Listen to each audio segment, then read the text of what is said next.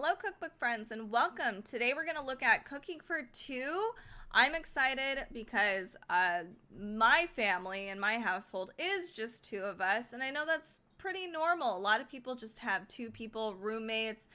We have parent and kid, or a whole variety of different cooking for twos. This is really important because it's great for saving money, so you don't overbuy, or you can find different ways of using the same ingredient, like you can't really do much. You get a head of lettuce or you get cabbage. So you get to find different recipes to utilize all of those ingredients and maybe just, enjoy it a little bit more too. Have great leftovers. So here's our table of contents. I know it's a little hard to see. Here's first, actually. Let me show you what this cookbook looks like. There are some photos, but there isn't a photo for every recipe, just so you're aware. It's a lot of text, but I'll show you what I can. Here we have, so it starts with soup, salad, sandwiches. There are breakfast, brunches, and baked goods in the beginning.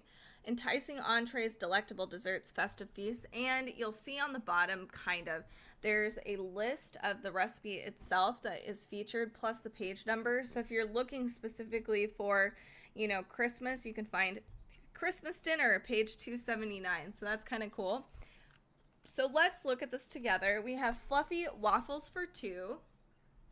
So on the very top is a very short description. And then here we have our list of ingredients, which is kind of the important part. Everything's just a hair smaller. So it says 1 egg separated, for instance. So it keeps things smaller. You can use that separated egg for maybe something else too.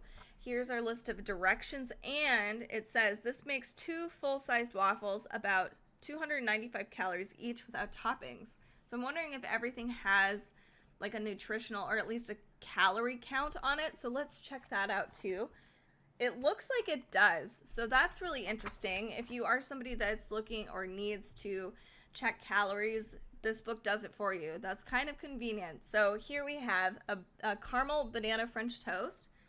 Very pretty. Same thing, small description. Simple ingredients, instructions, and then on the very, very bottom here, the calories. Right now, it looks like this particular cookbook is only in US measurements. So just so you're aware, no metric. All right, so moving on, we have a ciabatta and honey lime cream cheese and mango. Oh, with honey lime cream cheese and mango. Whoa, interesting. I don't think I've actually had this kind of combination before. I see it looks like plums are also included on the picture. So this looks really good. And again, calorie count here. This looks beautiful. And it gives you some substitutes as well, not necessarily for dietary restrictions, but for different kinds of fruits you can substitute out that will still hold really well on the ciabatta bread. All right, so moving on, let's do some satisfying soups, salads, and sandwiches. This is a Italian wedding meatball soup. Beautiful. Again, we have, including here, the calories are here, but just the soup itself, if you wanted to add other things like cheese to this, it gives you an additional count to that. So that's cool. So here's a close-up. And this is all cooking for two, which is great. You'd think that Italian, sometimes I'm like, oh my gosh, soup is going to be serving for 5 people or 6. But no, there's some great soups in here where it serves 2, or you can maybe have some easy leftovers later. We even have something I just noticed. We have our title. It says easy to moderate. So these recipes are ranked. So if you're looking for just something very easy, or if you're on, have a day off and you're like, man, I want to challenge myself and you want to do a hard recipe, you totally can. So that's very cool. All right, moving on, we have some salads and sides. This is a fondue on a bun. Isn't that fun? That's a cool idea. Rather than just having a full fondue, not all of us have fondue pots. We can't even store them. Sunnyside egg club sandwich. That's a cool idea. And it looks really good. Moving on to some more photos, we have a pizza margarita. That's beautiful. Easy peasy. And I believe we have, so you do have a dough recipe provided. You could probably buy your own dough too if you wanted to. but if you wanted to challenge yourself and bake it on your own, you totally could. Beef and ground beef recipes. We have a beef lasagna. The photo is a little small, but the recipe itself is a little more extensive. So this is an easy to moderate though. More ingredients than anything. Stuffed peppers. That's a beautiful photo. Steaks to roast. So some sub-chapters in this particular book. Italian beef and veggie kebabs. That'd be great for summertime. If you had a grill. Beef stew for 2. Delicious. Yum, yum. We have a chicken and poultry chapter in here. So this is a sesame chicken with honey pineapple sauce. I know the photo is pretty small. A little more involved recipe. It's a more complex recipe. Here is a chicken and rustic cream sauce. And then we also have this recipe, a crispy oven fried chicken. So not all of us have, you know, for at least in my house, we don't have like necessarily a grill. We have like an air fryer. So I like the options of having, you know, we have a fried chicken or a grilled chicken option. So that's cool.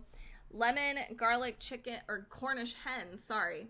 This is perfect if you don't want to get like a big turkey. If you're trying to keep things simple for even Thanksgiving, you can do a small chicken and kind of mix and match depending on how many people are in your house. Bacon and tomato mac and cheese. Interesting. I've never seen that combination with mac and cheese before. Peachy pork chops. Beautiful. Next, we have a linguine with clam white sauce. We have a ricotta pudding recipe. I think I skipped. Did I skip all the way to desserts already? I couldn't help myself. I love desserts. This looks beautiful. There is a ton of desserts, which is really nice. So I like this even just for me. So I like that I'm not baking 24 cupcakes. It might reduce it down to 6 cupcakes. So I actually prefer this way for desserts. So I'm glad there's actually an extensive dessert section here. This is a blueberries in a cloud. Very clever. There's a pie chapter, fresh strawberry pie. So if you don't want to make a massive pie, you can get these tiny little mini pies. That's so clever. Here's that cupcake and cake section here. Little white cupcakes. Cute. There's a ton of different recipes in here. And we have a dark chocolate cake, something a little smaller in case, you know, sometimes I would rather just have my birthday or something with just a small group of people, but I still like the cake aspect. I just want to celebrate and have a little cake, but not a massive cake. So I like this idea. A couple of cookies that do the trick. So this is a simple sugar cookie recipe. We also have, let me find something a little different, lemon squares. Not lemon bars, lemon squares. Although I think it is a lemon bar technically. Maybe they're smaller. We have a chapter for cooking for 2 during the holidays. So we have baked stuffed shrimp. So I think this is for Easter. This is a grilled artichoke with lemon basil aioli. That's stunning. Did you know you could use a pressure cooker and cook your artichokes really quickly? There is more Easter stuff, so lemon jelly to Easter eggs. We have even 4th of July. Oftentimes, it's just me and my husband together on 4th of July, so you can make yourself a awesome burger, s'more sundaes, and you don't need to feed a million people, which is nice. Birthday brunch, potatoes O'Brien, hazelnut mocha lattes. Oh, that's a perfect idea. And then, of course, let's look at some Thanksgiving feasts. During the pandemic, we definitely did our own Thanksgiving, which was really fun. We actually liked it a lot. So, like, this is a pumpkin apricot cheesecake. I know there's no photo, but it sounds like a really cool flavor. Green beans and mushrooms with crispy shallots, and Christmas.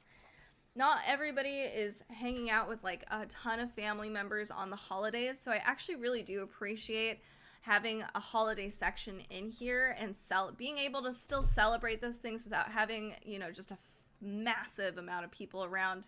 I prefer it that way sometimes. So this is cooking for two. It's great for really anybody. And if you enjoy leftovers, it's perfect because you can just double it if you wanted to. It just keeps it down. And if you're somebody that just wants like a little treat for a dessert, but you don't want to make a whole cake or a whole sheet of cookies, this is perfect. So check out Cooking for Two. It's really great. If you are interested, we do have an affiliate link down in the description down below, and we do get small commissions, so thank you if you do purchase this book. If you are looking for some other cookbooks, continue watching our playlist. We got a ton. I think we have a couple other cookbooks that are cooking for two on our channel, and you can join us on our other socials at Cookbook Divas. Thanks so much for watching.